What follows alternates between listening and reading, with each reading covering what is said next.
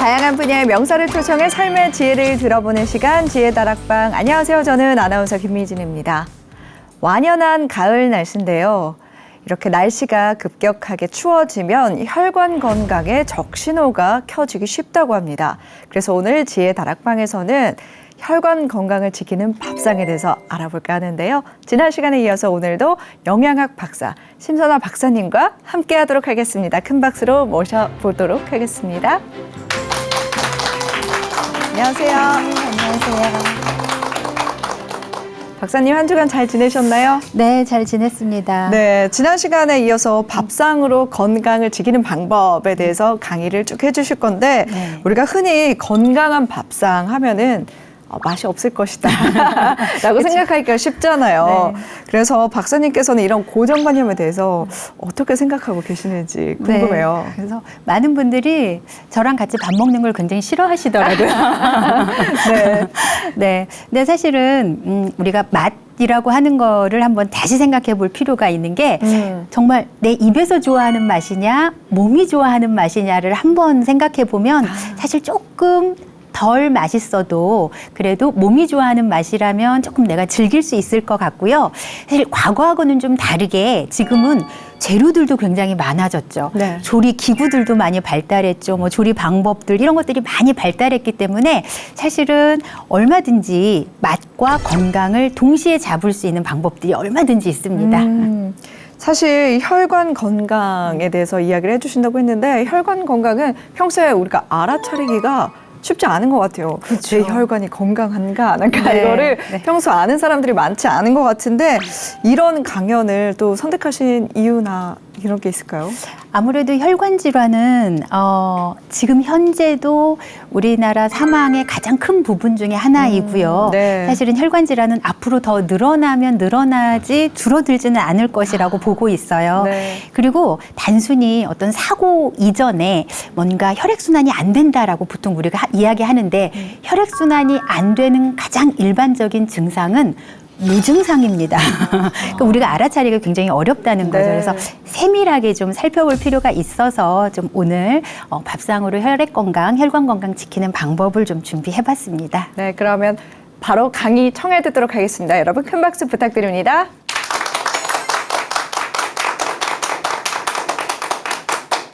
우리나라 사망자의 47.8%가 혈관 질환으로 사망을 하고 있다고 하니까 이게 심혈관 질환, 뇌혈관 질환을 포함한 거예요. 우리가 혈액이 건강하냐, 건강하지 못하냐.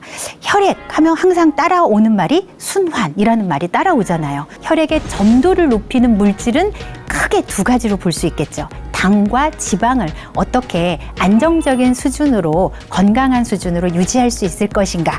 밥상으로 관리할 수 있는 가장 이제 중요한 부분이 바로 혈액의 질입니다. 혈액의 질. 혈액이 잘 통하면 건강, 백세 건강이 만사 형통이다. 이렇게 생각하시고 맑은 혈액, 혈액순환 잘 되도록 식단 관리 잘 하시기 바랍니다.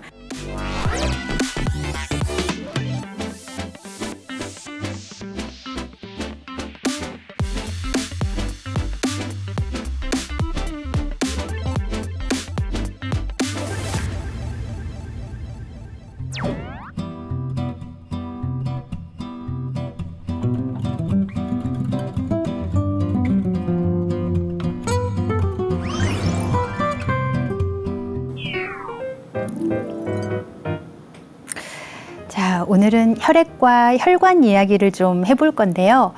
서울에서 부산까지 거리가 얼마나? 460km.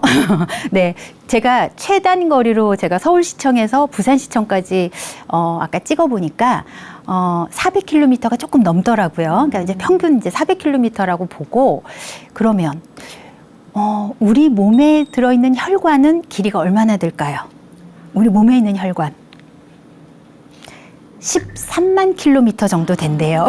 12만 킬로미터가 좀 넘는데요.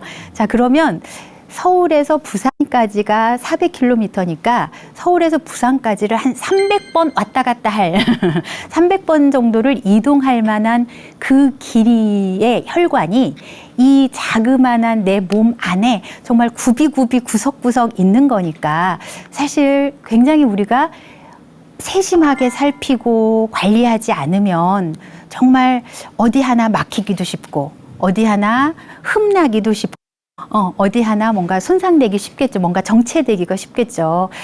저는 이제 그 직업 때문에 지방 많이 다니는데요.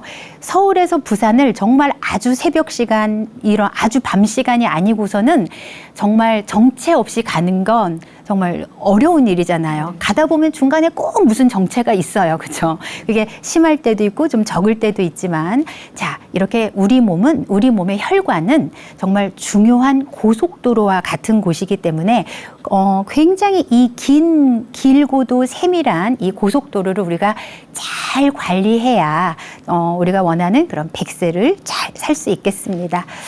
자, 혈액은 크게 보면 산소를 열심히 날라주는 적혈구가 있고요. 혈액을 우리가 이제 딱 그 구성을 좀 살펴보면, 그리고 면역을 이제 주로 담당하는 백혈구들도 있겠고, 그 다음에 혈액 응고를 시켜서 출혈을 방지해주는 그런 혈소판도 있습니다. 그래서 적혈구, 백혈구, 혈소판, 이 세 가지는 우리가 혈구, 고체의 상태이기 때문에 고체 성분들은 우리가 혈구라고 하고요.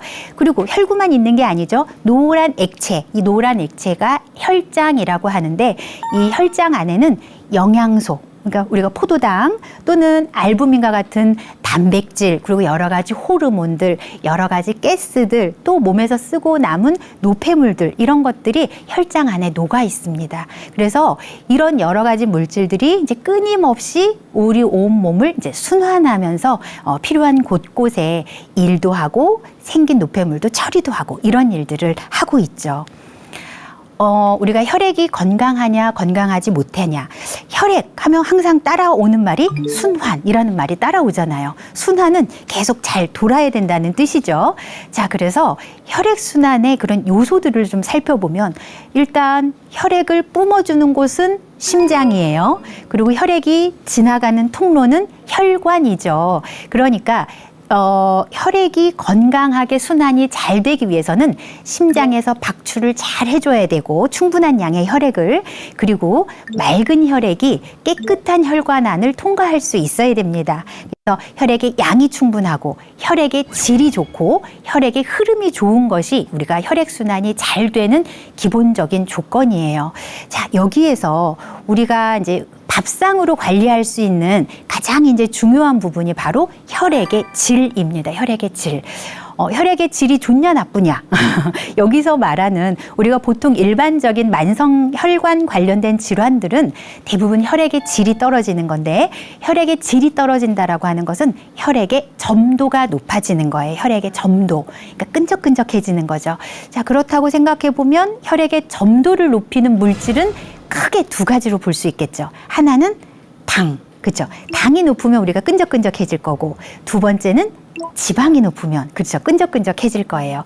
그래서 우리가 혈액의 질을 관리하는 가장 중요한 것은 혈액의 점도를 관리하는 거고, 혈액의 점도를 관리하기 위해서는 당과 지방을 어떻게 안정적인 수준으로, 건강한 수준으로 유지할 수 있을 것인가, 이것이 이제 혈액 건강, 또 혈액 순환, 이런 것들의 핵심이라고 볼 수 있겠습니다. 앞서 말씀드린 것처럼 혈관 건강은 어떤 질환보다도 사실은 좀 응급한 경우들이 많이 생기잖아요. 우리나라 사망자의 47.8%가 혈관 질환으로 사망을 하고 있다고 하니까 이게 심혈관 질환, 뇌혈관 질환을 포함한 거예요. 사실 우리가 그동안 가장 두려워했던 병은 암이죠. 그런데 이제 기술이 좋아지다, 치료 방법들이 좋아지다 보니까 사실 암으로 인한 사망률은 점점점 줄어들고 있어요. 발병은 사실 많이 되지만 사망률은 줄어들고 있습니다. 그런데 이 혈관 질환은 발병률도 높아지고요, 사망률도 점점점 더 높아지고 있어요. 그리고 내가 정말 나의 죽음을 준비하지 못할 때 돌연사로 이어질 수 있기 때문에 정말 앞서 말씀드린 것처럼 늘 혈액이나 혈관 관리는 세심하게 우리가 살펴야 되는 부분이다. 자, 그런데 그러면 이 혈관 질환들의 네 가지 원인을 크게 살펴보면, 흡연, 그리고 고혈압, 그리고 고지혈증, 또 당뇨, 비만까지. 그러니까 흡연을 제외하고 우리가 일반적으로 대사증후군이라고 하는 것들이잖아요. 고혈압, 당뇨, 고지혈증, 복부 비만까지 이 네 가지 요소인데요. 사실 이 네 가지 요소들을 이 네 가지 요소는 약간 도미노 같아요. 그래서 한 번 올 때도 하나가 오면 줄줄이 그 사탕처럼 오죠. 줄줄이 깨어서 와요. 그런데 하나를 해결하죠. 하나를 해결하면 또 이렇게 연결되어서 또 해결이 되기도 합니다. 그래서 하나하나 따로따로 식이요법 아니면 밥상관리법을 알려드릴 것이 아니라 이 네 가지를 묶어서 고혈압, 당뇨, 고지혈증, 복부비만까지 이 네 가지를 묶어서 어떻게 식단 관리를 하면 좋을지 이제 영양소별로 좀 오늘은 좀 세분화해서 나누어서 살펴보려고 해요. 자, 우리가 혈관이 노화됐다. 혈관이 건강하지 못하다라고 하는 것은 혈관이 좀 탄력이 떨어졌다. 혈관이 단단해졌다라고 이해를 하시면 됩니다. 사실 우리가 뭐 뇌졸중 하면 무서운 질환이잖아요. 무서운 질환인데 혈압이 높으면 혈관이 잘 터질까? 단순히 혈압만 가지고 혈관이 터지거나 하지는 않는다는 거예요. 사실은 혈관은 세 개의 층으로 되어 있기 때문에 이 혈관의 탄력이 좋으면 늘어났다 필요할 때 늘어났다 줄어들었다 이 수축과 이완이 잘 되는 이런 탄력이 좋은 혈관이라고 한다면 사실은 혈압이 조금 높아도 아니면 사실 혈액 안에 조금 찌꺼기가 있어도 사고로 잘 이어지지는 않아요. 그런데 크게 높지 않은 혈압 예를 들면 뭐 145나 한 150 정도에서도 사고가 나는 분들을 살펴보면 대부분은 이 동맥의 탄력도가 떨어지는 분들이에요. 그러니까 혈관의 탄력도가 떨어질수록 위험해질 수 있다라는 거기 때문에 우리가 혈관의 탄력을 위해서 또 영양 관리를 어떻게 할 것인가 이런 부분들을 이제 우리가 오늘 살펴보도록 하겠습니다. 이제 혈액과 혈관 건강에 이제 기준이 되는 것들은 사실은 말씀드린 것처럼 고혈압일 때 또는 고혈당일 때 또는 고지혈증일 때 우리가 혈액이나 혈관에 이상이 있다라고 판단을 하게 되는데요. 하나하나 따로따로 볼 때는 사실은 혈압은 최고 혈압이 140 이상 또는 최저 혈압이 90 이상일 때 우리가 고혈압이라고 진단을 합니다.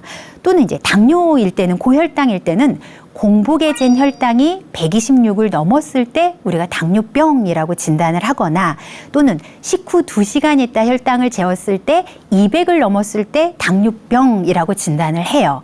자, 그리고 고지혈증 같은 경우에는 우리가 나쁜 콜레스테롤이라고 부르는 LDL 콜레스테롤이 140 이상일 때 보통 고지혈증이다. 또는 좋은 콜레스테롤인 HDL 콜레스테롤이 50이나 40 미만일 때 보통 우리가 고지혈증이다, 이상지질혈증이다라고 표현을 하고요. 그 다음에 중성지방인 경우에는 150이나 200을 넘었을 때 우리가 고지혈증 또는 이상지질증이라고 진단을 합니다.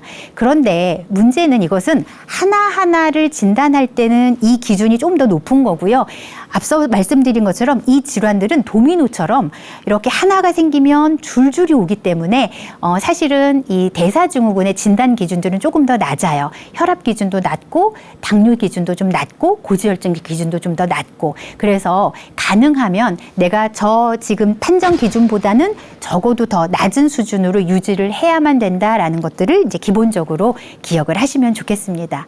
자, 그러면 이제 혈액을 우리가 건강하게 혈액순환을 잘 매끈하게 잘 하기 위해서는 앞서 말씀드린 것처럼 혈액량이 이제 충분해야 되겠고 혈액이 부족하면 안 되겠죠. 그러면 우리가 저혈압이 있는 분들이 혈액의 흐름이 느리기 때문에 저혈압이 잘 생겨요.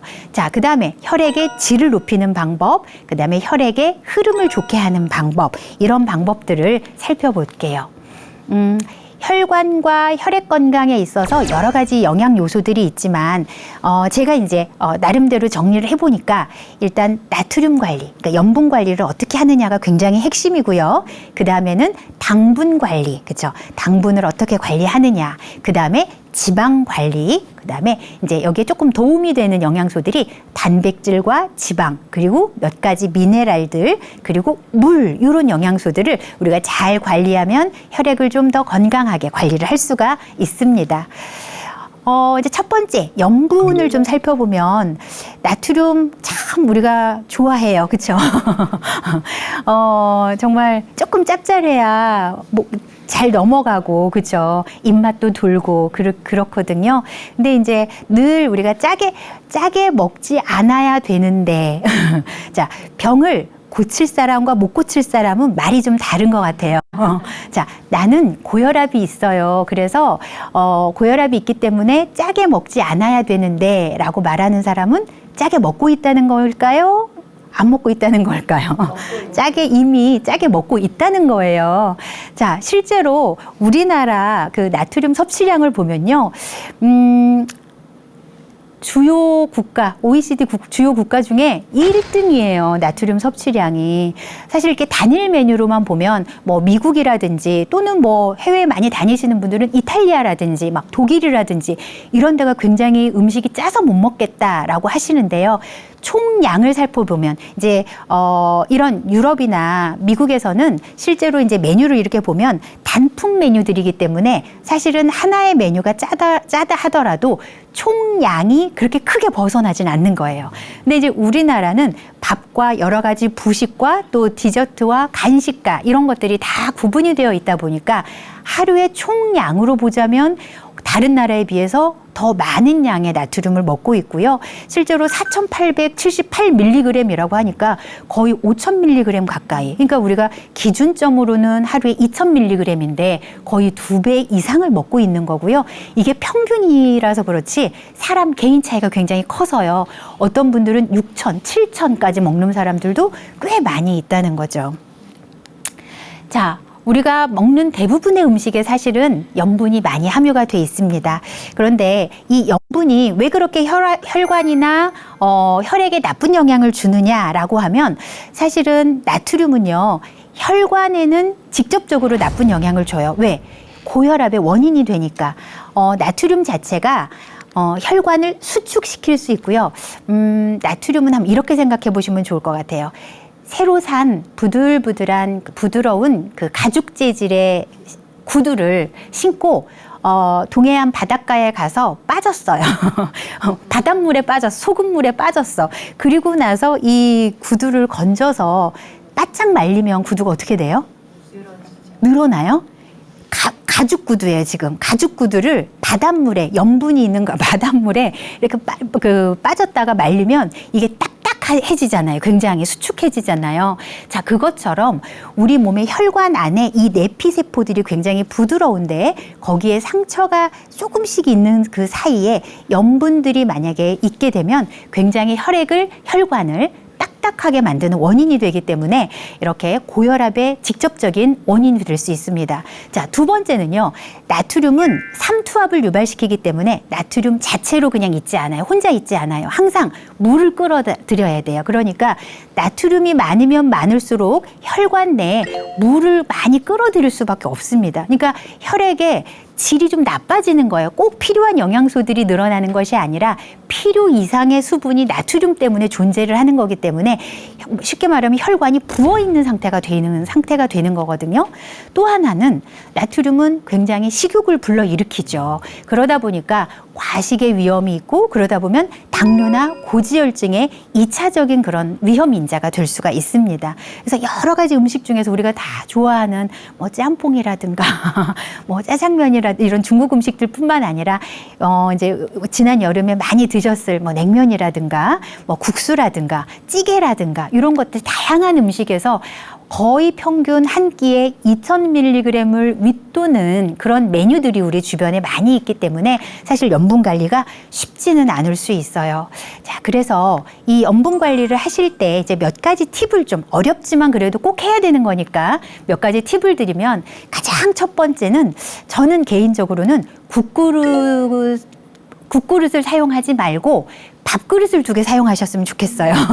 그러니까 국그릇의 크기를 줄이시는 거예요. 그래서 밥그릇으로 하라는 거고요. 그리고 이 밥그릇에 했을 때에도 가능하면 국물 없이 건더기 위주로 많이 건져서 드시는 형태 그렇게 하시는 것이 가장 좋습니다. 그리고 이제 김치가 문제예요. 김치. 어떤 집은 진짜 잘 차리는 집은 반찬 밥상 하나만 해도 막 김치가 대여섯 가지 될 수 있거든요. 근데 만약에 이런 혈액이나 혈관 관련된 질환이 있어서 이것을 좀 조절하셔야 되는 분이라면 일단 밥상을 딱 보고 김치라면 다 합쳐서 한 끼에는 5조각 이상 드시지 않으려고 노력을 해주시는 게 좋아요. 그래서 한 입에 들어갈 크기의 양으로 해서 5조각을 넘지 않도록 하는 거 좀 신경 써 주시고요. 그리고 많은 그 주부분들에게 제가 강조하는 것 중에 하나가 소금보다는 간장을 쓰시면 나트륨 양을 많이 줄일 수 있습니다. 그래서 우리가 간장을 사용하면 사실은 짭짤하고 감칠맛이 나죠. 그래서 연구를 해보면은 소금으로 쓸 때와 국간장 있죠. 우리 조선간장, 국간장을 사용했을 때 나트륨 양을 거의 60%까지 줄일 수 있다 해요. 같은 맛을 내면서도. 그래서 소금보다는 간장을 활용하시고 이제 기타 그런 향신 채소들이나 식초라든가 또는 향신료들 다양한 약간 매콤한 향이 나는 그런 채소들을 좀 다양하게 활용해서 짠맛 대신에 좀 풍부한 감칠맛으로 음식 맛을 내는 것이 중요합니다. 그리고 이제 가공식품을 안 먹으면 좋지만 안 먹기 어려우니까 가공식품을 우리가 예를 들면 대표적으로 뭐 햄이라든가 뭐 소세지라든가 어묵 같은 것들이 있죠. 이런 것들은 끓는 물에 한번 살짝 데쳐서 사용하시는 것도 나트륨도 빼고 그리고 여러 가지 첨가물들도 좀 제거할 수 있는 아주 좋은 방법이고요. 그리고 음식의 온도도 아주 중요해요. 음식의 온도가 우리가 따뜻할 때는 이 짠맛을 잘 못 느끼기 때문에 뜨거운 상태로 음식을 먹는 것보다 간을 맞출 때도 조금 식혀서 간을 맞추시면 좋고요. 음식을 실제 먹을 때도 짠 음식을, 그러니까 특히 이제 짭짤한 음식들은 뜨거운 형태로 먹기보다는 좀 미지근한 실온 상태로 먹었을 때 훨씬 더 짠맛을 잘 느낄 수 있기 때문에 절제가 좀 더 쉽습니다. 자, 그리고 내가 이렇게 소금을 안 먹을 수는 없지만 먹을 수밖에 없다면 내가 조금 오늘 정말 많이 먹었다라고 싶으면 반드시 생채소를 많이 넉넉하게 곁들이시는 거예요. 그래서 생채소는 칼륨이 많이 함유가 되어 있기 때문에 너무 과잉된 나트륨을 조금 해소하는 데 도움이 많이 될 수 있으니까 이럴 때는 샐러드 형태, 그러니까 드레싱이나 뭔가 쌈장 없이 그냥 생채소를 좀 곁들이는 방법을 조금 하실 수 있으면 좋아요. 그리고 국을 하나만 더 팁을 드리자면 국은 숟가락으로 드시지 마시고 젓가락으로 드시는 겁니다. 찌개나 국은. 자, 두 번째는 당분 관리입니다. 조금 더 넓게 이야기하면 이제 탄수화물을 잘 관리해야 우리가 혈액의 질을 좋게 하는 거예요. 혈액의 점도가 너무 진해지지 않도록 조절을 할 수가 있는데 사실 탄수화물이라고 하면 섭취를 하면요. 1차적으로는 혈당을 올려요. 1차적으로 혈당을 올리기 때문에 혈당이 올라가면 우리 몸에서는 인슐린이라고 하는 호르몬이 나오면서 이 인슐린이 혈당을 에너지로 쓰게도 만들지만 쓰는 에너지보다 좀 더 많게 되면 2차적으로는 이제 지방으로 이것을 바꾸는 역할을 하기 때문에 일단 내가 전체적인 탄수화물이 많아지는 것도 좀 피하셔야 되고 그 다음에 두 번째로는 탄수화물 중에서도 특히 흡수가 빠르고 빠르게 지방으로 바뀌는 이런 정제당들의 섭취도 많이 좀 주의가 필요합니다. 그래서 제가 앞선 시간에서는 탄수화물 너무 두려워하지 말라는 거였고요. 자, 혈액이나 혈관 건강에 문제가 있으신 분들은 탄수화물을 현명하게 드셔야 되는데 안타깝게도 보통 혈액이나 혈관 질환들이 이제 아무래도 중년 이후에 좀 더 많은데 중년 이후에 탄수화물의 비율이 점점 늘어나요. 젊으신 분들은 사실은 단백질이나 지방의 비율이 좀 더 높고 탄수화물 비율이 좀 적어요. 그런데 중년 이후에는 탄수화물 비율이 60%, 어떤 경우는 70%까지도 올라가거든요. 그럴 경우에는 탄수화물을 조금 줄이셔야 됩니다. 특히 탄수화물에 이제 간식으로 드시는 탄수화물 양을 좀 줄이셔야 되고요. 특별히 음료나 디저트로 또는 과일로 먹는 탄수화물 양이 굉장히 많이 늘어나고 있어요. 그래서 다양한 우리가 밥을 먹고 나서 자연스럽게 디저트로 가는 문화가 지금은 많이 일반화돼 있다 보니까 특히 직장 다니시는 분들도 밥 먹고 카페 가서 커피와 케이크나 쿠키를 사서 들어가는 거. 그래서 그걸 먹고 같이 이야기하는 거. 이런 문화. 아니면 또 이제 주부님들은 집에서 밥 먹고 커피 마시면서 과일 먹으면서 이렇게 하는 그런 문화들이 굉장히 일반화되어 있기 때문에 이런 당분이 지나치게 많아지게 되는 확률들이 높아요. 네, 그래서 사실은 당분 관리가 좀 쉽지 않은 현실인데요. 이렇게 당분을 관리하기 위해서는 음료를 굉장히 좀 주의하실 필요가 있습니다. 사실 음료 종류마다 이 당분 함량은 다 다르지만 어떤 음료라도 우리가 시판되는 음료는 당분에서 자유롭기가 힘들어요. 그래서 이렇게 혈액이나 혈관 관리를 하셔야 되는 분들은 음료 대신에 물로 마시도록 하시고요. 자, 또 하나는 반드시 영양 표시를 확인을 하셔야 됩니다. 특히 이렇게 우리가 판매되는 모든 제품들은 영양 표시가 다 되게 되어 있어요. 그래서 뒤에 영양 표시를 보셔서 탄수화물이 있고 탄수화물 바로 밑에 바로 당류라고 별도로 표기가 되어 있습니다. 그래서 이 당류를 보시면 이 당류가 내가 1회 먹는 분량에 보통 이제 기준은 12g을 넘어가면 너무 많다라고 생각을 하시고요. 근데 보통 우리가 탄산음료라든지 많은 뭐 일반 주스라든지 이런 것들에 20g 넘어가는 것도 수두룩하게 많아요. 근데 이제 혈액이나 혈관 관리를 하셔야 되는 분은 10g 미만으로 들어있는 거는 그래도 이제 어쩌다 한 번씩 드시는 건 큰 문제가 없지만 10g을 넘어가서 이렇게 있는 것들은 좀 가급적이면 피하시는 것이 좋겠다. 그리고 과일은 주스 말고 생으로 드시는 겁니다. 그래서 과일을 갈아서 드시게 되면 실제로 우리가 포도당이란 건 많이 들어보셨죠? 포도당이라고 하는 것은 실제로 포도라고 하는 과일에서 많이 발견이 되는 당이에요. 그만큼 과일에는 단순당들이 많기 때문에 껍질째 또는 여러 가지 과육이나 씨앗 이런 것들을 함께 씹어서 먹을 때는 혈당이 빨리 오르는 것도 좀 덜하고 올랐다가도 잘 떨어지지만 이것들을 다 제거하고 특히 이걸 과육을 갈아서 주스로 마시게 되면 혈당이 빨리 오를 뿐만 아니라 올랐던 혈당이 빨리 떨어지지도 않아요. 그래서 과일은 가급적이면 생으로 드시는 거. 그리고 음료는 사이즈가 너무 큰 게 많더라고요, 요즘에는. 그래서 사이즈도 숏부터 뭐 톨 사이즈, 뭐 그란데 사이즈, 뭐 여러 가지 사이즈들이 있는데 가능하면 음료 사이즈는 최대한 작은 거, 그러니까 최소 사이즈로 해서 꼭 필요할 때 드시는 걸로 하시면 좋을 것 같아요. 앞서 말씀드린 대로 디저트, 요즘에 이제 디저트, 맛있는 디저트 맛집이 젊은 사람들 사이에선 정말 인기더라고요. 근데 디저트를 너무 많이 드시는 것들도 피하셔야 됩니다. 자, 과일은 충분히 드시면 안 돼요. 과일은 적당히 드시는데 이 적당히가 항상 100g 기준이어서 1회 먹는 그 양은 100g. 그래서 하루에 2번까지 먹을 수 있는 게 과일이고요. 대신에 채소는 충분히 드셔도 괜찮습니다. 채소는 충분히 드셔도 괜찮아요. 자, 세 번째로 단백질을 혈액이나 혈관 건강을 위해서 어떻게 드실지 한번 살펴보면 사실 단백질은요, 이 혈관의 탄력을 유지하는 데 아주 중요합니다. 제가 앞서서 이 특히 동맥은 혈관의 탄력이 좋으면 혈압이 조금 세도 또는 혈액의 질이 조금 나빠도 사고로 이어지는 게 좀 덜 할 수 있다라고 말씀드렸는데 이 혈관의 탄력을 유지하는 거는 단백질이 하는 굉장히 중요한 역할 중에 하나예요. 아마 콜라겐이라고 하는 단백질을 들어보셨을 거예요. 그래서 단백질이 부족하지 않게 섭취를 하셔야 되는데요. 단백질은 식물성과 동물성을 골고루 다양하게 드실수록 효과가 좋습니다. 그래서 사실은 5대5 정도, 그러니까 반반 정도로 드시거나 이게 나이에 따라 좀 달라요. 내가 만약에 성장기일 때는 동물성을 한 70% 그리고 식물성을 30% 정도 드시고 성장이 다 끝난 후에는 식물성과 동물성을 반반 드시고 노년기로 갔다. 특히 혈액이나 혈관에 뭔가 문제가 생겼다라고 하면 동물성 단백질은 한 30% 그리고 식물성 단백질은 한 70% 이렇게 좀 늘려서 이렇게 비율을 상황에 맞게 조절해서 드시면 가장 좋은 방법입니다. 자, 그리고 단백질의 좀 문제가 한 끼에 많이 먹는 거예요. 우리가 다른 영양소들도 그렇지만 끼니를 나누어서 드실 때 몸에서 흡수도 잘 되고 효율성도 좋습니다. 그래서 기준이 한 끼에 단백질로 20g이니까요.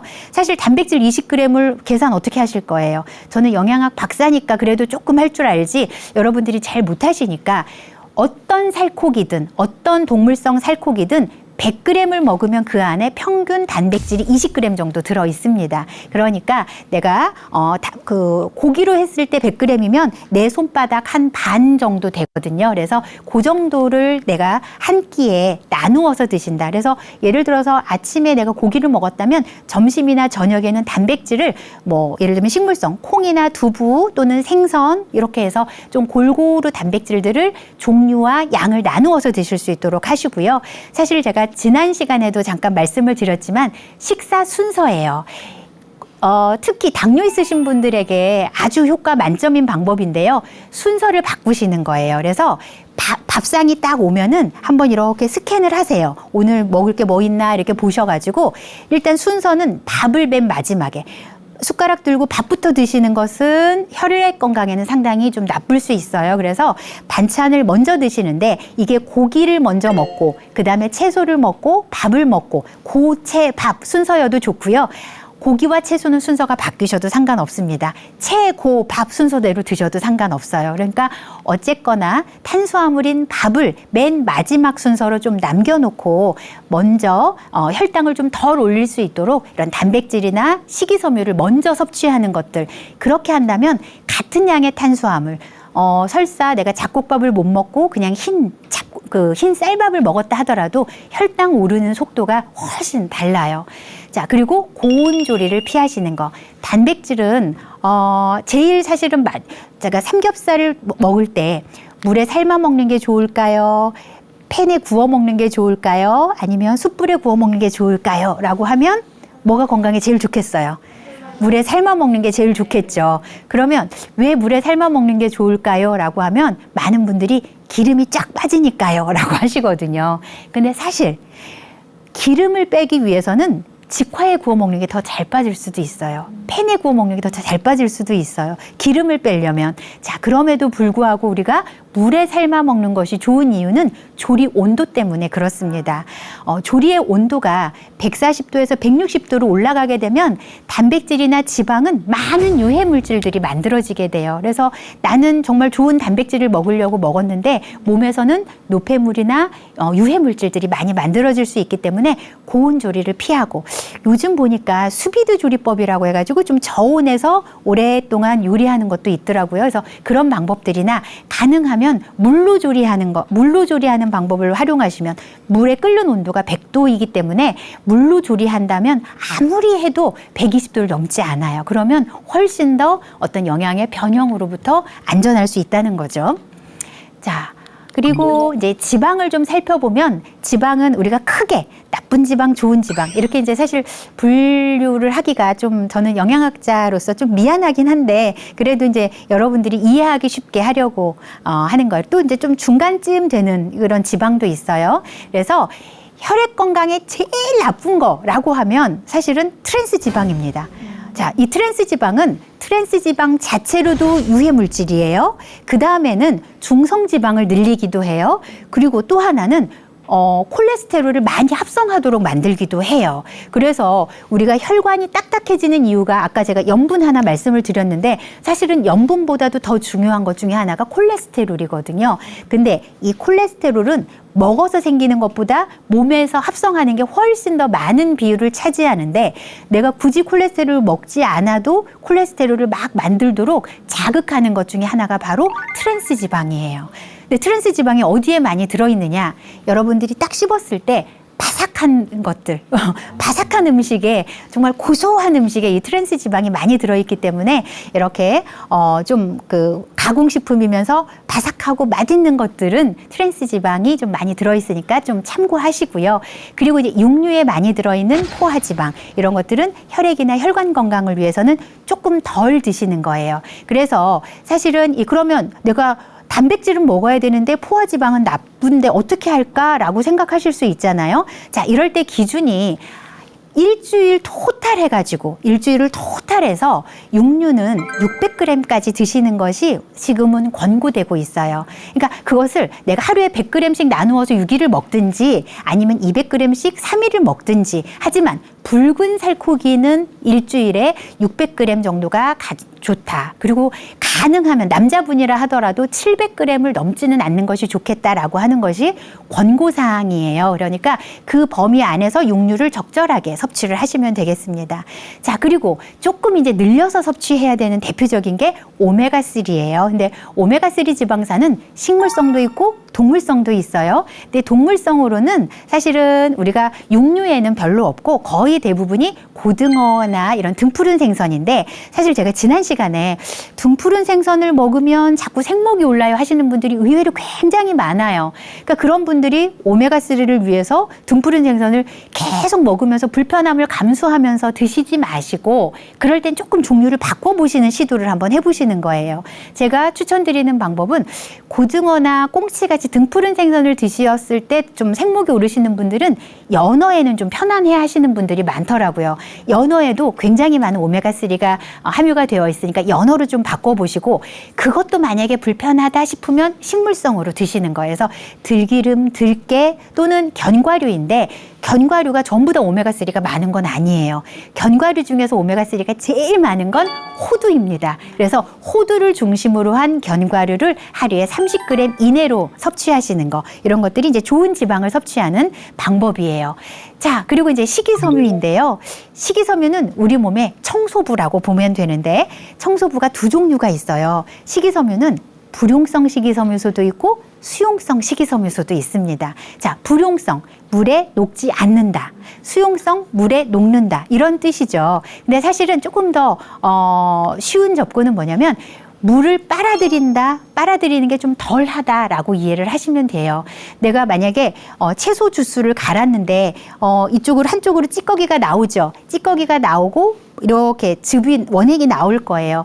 이 원액 안에는 물에 녹는 식이섬유, 수용성 식이섬유소는 함유가 되어 있습니다. 그리고 찌꺼기로 나와 있는 거는 이제 불용성 식이섬유소예요. 자, 그런데 둘 다 청소부긴 청소부지만 청소의 영역이 조금 달라요. 비슷하지만 조금 달라요. 그래서 불용성 식이섬유소는 주로 청소를 제일 잘하는 구역이 어디냐면 장을 청소를 잘해요.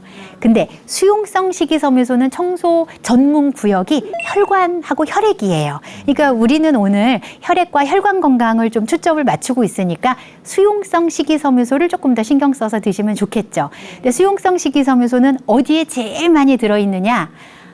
해조류에 가장 많이 들어있어요. 타의 추종을 불허할 정도로 해조류에는 많이 들어있으니까 이렇게 혈액이나 혈관 관리가 필요하신 분들은 적어도 일주일에 2-3번 정도는 그 해조류 반찬들이 좀 그렇게 좀 메인으로 항상 식탁에 올라오시면 좋고요. 또 하나, 통곡물 중에서도 특히 귀리나 보리 같은 경우에는 이런 수용성 식이섬유소가 많이 포함이 되어 있는 곡물이니까 특히 이런 혈액이나 혈관 관리 하셔야 되는 분들은 잡곡 중에서 그런 잡곡들을 조금 넉넉하게 평상시에 활용을 하시면 좋겠습니다.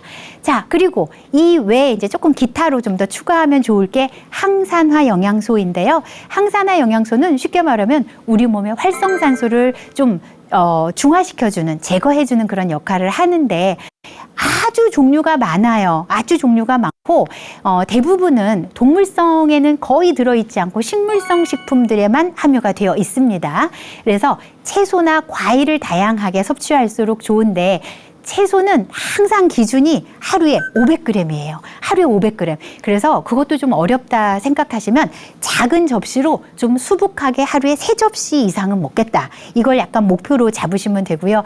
제가 채소 먹는 훈련이 되어 있는 분과 채소 먹는 훈련이 안 되어 있는 분을 어떻게 좀 구분을 하냐면, 자, 한번 상상해 보세요. 제가 샐러드를 한 접시 드릴 거예요. 샐러드를 한 접시씩 드릴 건데 여기에 이걸 샐러드를 드세요라고 했을 때 아무 드레싱이나 또는 고추장이나 쌈장이나 아무 간 없이 한 접시를 맛있게 드실 수 있으면 그분은 채소 먹는 훈련이 좀 어느 정도 되어 있는 분. 그런데 한 접시를 딱 받아들고 소스 없으면 못 먹겠어요 하시는 분들은 좀 더 훈련이 필요한 분입니다. 그래서 이런 항산화 영양소는 우리 몸, 특히 혈관 안에 생긴 그런 노폐물들을 청소하는 데 아주 좋기 때문에 여러분들이 늘상 이런 채소를 반찬으로 또는 채소 주스로 해서 다양하게 활용을 해보시기 바랍니다. 자, 마지막으로는 비타민 미네랄이에요. 많은 양이 필요하지는 않지만 필요한 양이 꼭 있어야만 됩니다. 그래서 비타민과 미네랄은 혈액을 탁하게 만드는 주범이 당하고 지방이라고 말씀드렸어요. 당하고 지방이 혈액에 필요 이상으로 쌓이지 않도록, 필요 이상으로 쌓이지 않으려면 뭐 해야 되겠어요? 잘 몸에서 쓰여야 되겠죠. 근데 비타민 미네랄은 당과 지방이 몸 안에서 잘 쓸 수 있도록 도와주는 그런 아주 중요한 도우미 역할을 하기 때문에 비타민 미네랄도 넉넉하게 드시는데 그중에서도 특히 칼슘, 칼륨, 마그네슘 이런 영양소들이 칼슘과 칼륨, 마그네슘은 혈관의 수축과 이완을 원활하게 잘 할 수 있도록 도와주는 아주 중요한 영양소이니까 이런 것들이 많이 함유가 되어 있는 그래서 뼈째 먹는 생선이라든가 우유 괜찮으신 분들은 우유나 또는 칼슘이 좀 강화가 되어 있는 두유나 또는 생채소들이나 통곡물들, 견과류들 이런 데에 이런 미네랄들이 많이 함유가 되어 있으니까 이런 메뉴들을 식단에 잘 구성을 해보시기 바랍니다. 자, 이렇게 해서 오늘 제가 혈액과 혈관 건강을 지키는 그런 영양소들을 쭉 설명을 드렸는데요. 10번 강조해도 지나치지 않는 게 혈액과 혈관 건강입니다. 그래서 우리 몸에 혈액이 잘 통하면 건강, 백세 건강이 만사형통이다. 이렇게 생각하시고 평상시에 정말 맑은 혈액순환 잘 되도록 식단 관리 잘 하시기 바랍니다. 자, 오늘 강의는 이것으로 마치겠습니다.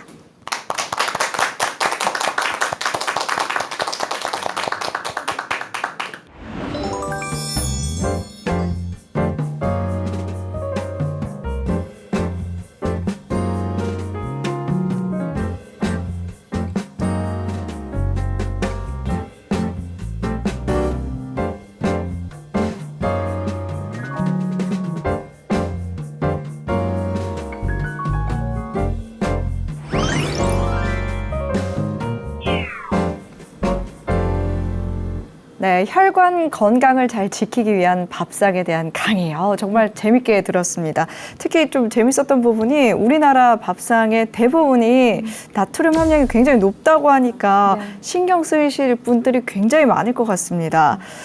사실 혈관 건강을 위해서 신경 써야 될 부분들이 염분, 당분, 단백질, 지방, 식이섬유 이렇게 다양하게 짚어주셨는데요. 이 모두가 중요하겠지만 가장 중요한 부분은 뭐라고 생각하시는지요? 가장 중요한 거 아까도 앞서 말씀드린 것처럼 어쨌거나 혈액의 질에 있어서 중요한 거는 당분. 네, 당분 그리고 하나 더 하자면 염분까지 이 두 가지 조절을 잘 하셔야 그래도 혈관 관리 잘 하실 수가 있을 것 같아요. 네, 당분과 염분. 네. 유의해야겠습니다. 아까 말씀하셨을 때 채소를 먹는 습관이 있으신 분들은 채소를 드레싱이나 뭐 쌈장 이런 거 없이도 잘 드신다고 했는데 사실 그렇게 먹기가 쉽지 않아요. 샐러드를 드레싱 없이 어떻게 먹죠? 훈련이 아직 아나운서님도 아직 안 되신 거예요. 네. 근데 사실 드레싱을 먹지 말라는 아닌데 샐러드에 함정이 있을 수 있다는 거예요. 우리가 보통 샐러드 하면 칼로리가 굉장히 낮잖아요.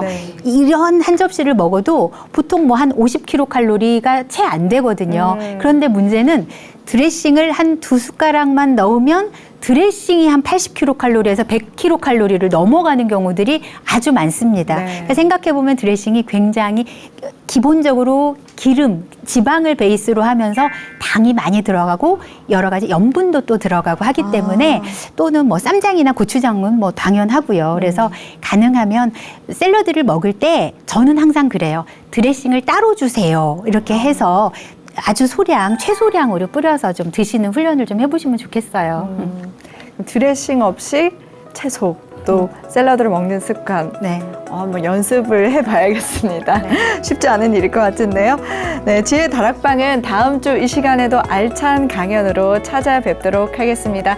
오늘 함께해 주신 여러분 고맙습니다. 고생하셨습니다.